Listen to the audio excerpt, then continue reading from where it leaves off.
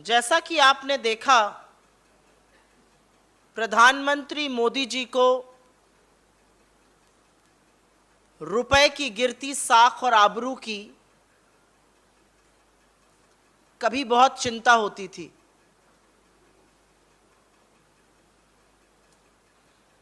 लेकिन यह सच है कि पिछले 8 सालों में मोदी जी ने अपने हथकंडों और कारनामों से ना सिर्फ अपनी पर रुपए की साख को भी 2 कौड़ी का बनाकर रख दिया है। इतिहास में पहली बार $1 के मुकाबले रुपया तेजी से 82 पार करने को उतारू है और अब $1 के मुकाबले ₹81.63 देने होंगे। लग रहा है शतक लगाने को पेट्रोल की तरह मोदी जी यहां पर भी बेताब हैं। उनकी ऐसी असीम अनुकंपा रही है कि निरंतर कमजोर होता रुपया इतिहास में पहली बार इतना कमजोर हुआ है। और पते की बात यह है कि जिस गिरती आबरू और साख की मोदी जी बात करते थे, वो इस कदर गिर गई कि वो किस गड्ढे में जाकर पाताल में गिरी है उसको ढूंढ रहे हैं मोदी जी अभी। लेकिन आगे बात करने से पहले कुछ तथ्य आपके सामने रख देते हैं जो बताने जरूरी हैं।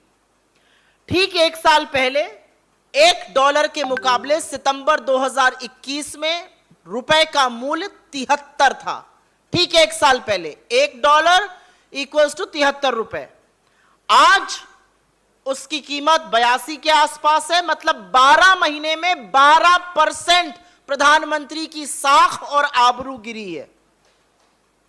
और यहां पर यह भी बताना जरूरी है कि 26 मई 2014 को जब मोदी जी ने पहली बार प्रधानमंत्री पद की शपथ ली तो $1 के मुकाबले रुपए का मूल्य ₹58.62 था।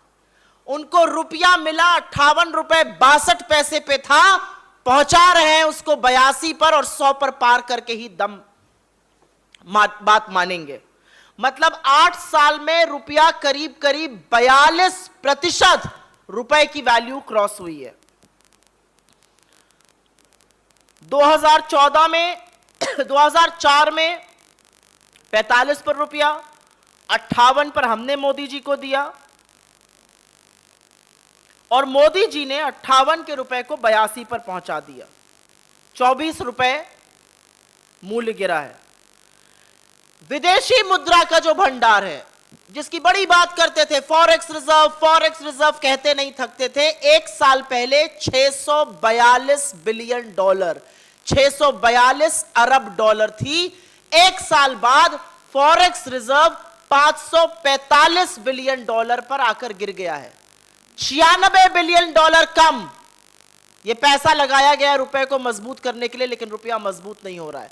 पर सबसे बड़ी खबर यह है कि पिछले 1 महीने मात्र में $571 बिलियन से फॉरेक्स रिजर्व गिर के $545 बिलियन हो गया। मतलब 1 महीने में, सिर्फ 1 महीने में $26 बिलियन की गिरावट आई है हमारे फॉरेक्स रिजर्व में।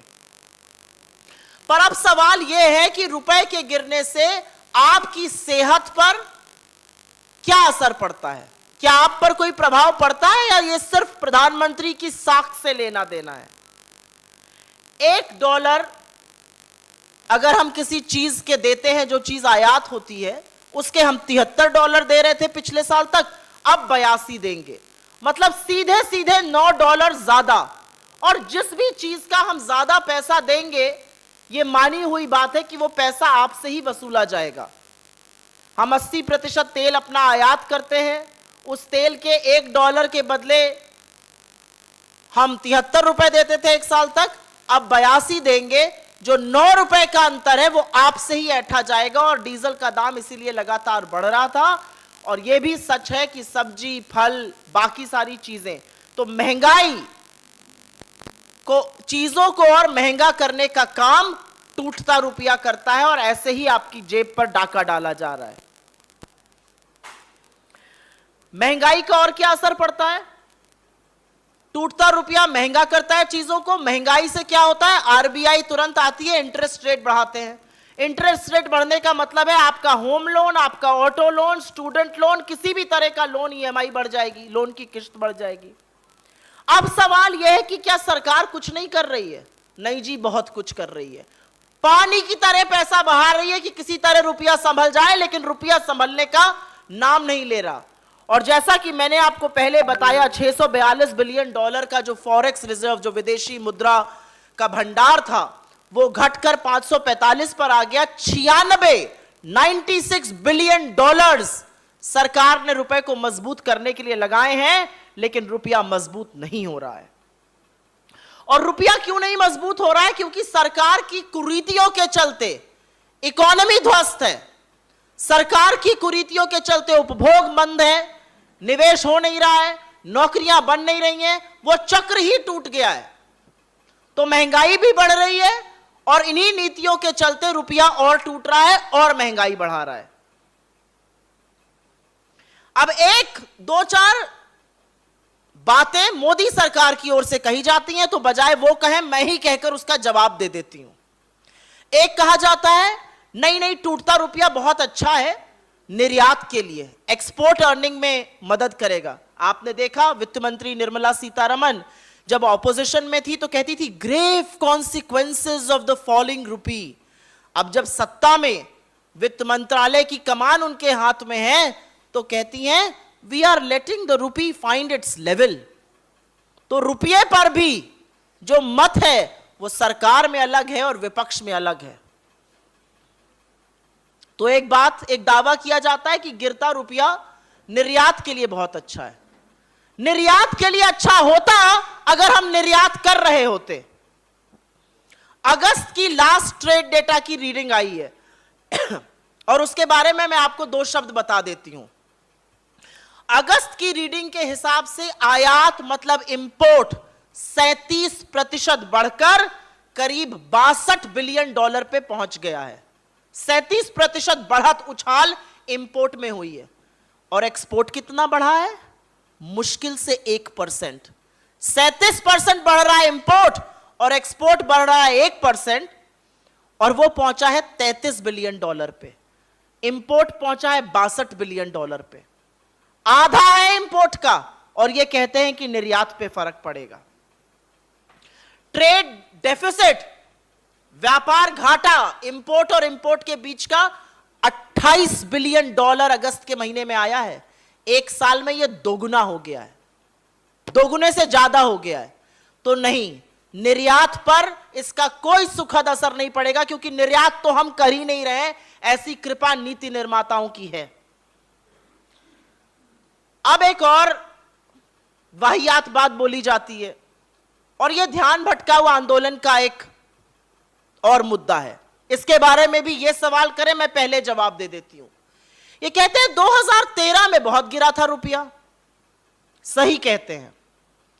2013 में जब रुपया गिरा था तब टेपर टैंट्रम हुआ था। जैसे हमारे यहां आरबीआई गवर्नर होते हैं, यूएस में फेडरल रिजर्व के चीफ होते हैं, बेन बर्नांके ने कहा था टेपर करने की जरूरत है। जो क्वांटिटेटिव ईजिंग का प्रोग्राम चल रहा था उसको सुनते ही मार्केट में करेंसी गिरने लगी, डॉलर जो था वो मजबूत होने लगा। तो हमारा जो रुपया था वो मई से अगस्त करीब 4 महीने में गिरकर 58 से 69 पहुंच गया था। 58 से 69 पहुंचा था हमारा रुपया 4 महीने में 2013 में। लेकिन तब मनमोहन सिंह जी की सरकार थी, श्री चिदंबरम वित्त मंत्री थे, डॉक्टर रघुराम राजन आरबीआई के गवर्नर थे, और इन सब लोगों ने मिलकर रुपया को ऐसा संभाला कि 4 महीने के अंदर ही हम ना सिर्फ रुपए को वापस 58 पर लेकर आए, हमने ग्रोथ, जीडीपी की ग्रोथ दर को 5.1 से बढ़ाकर 7% के आसपास किया।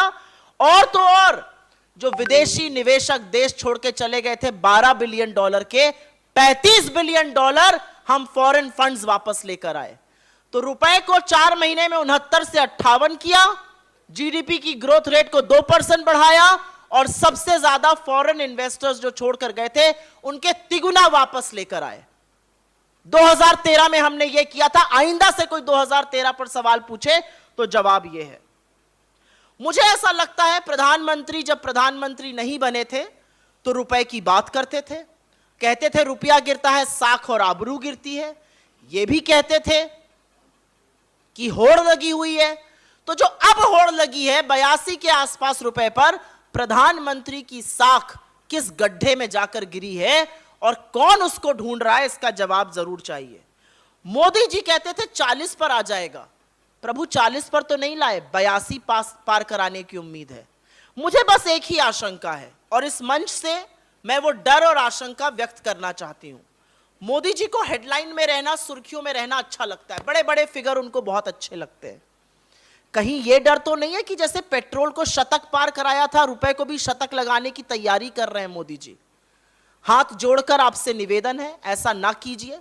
ऐसा करने से लोगों की पॉकेट पर प्रहार कर रहे हैं, लोगों के खाने की थाली पर प्रहार कर रहे हैं, महंगाई बढ़ा रहे हैं और सबसे ज्यादा इस देश की प्रतिष्ठा को आप कमजोर कर रहे हैं, क्योंकि टूटता रुपया आप ही का कहना था प्रधानमंत्री की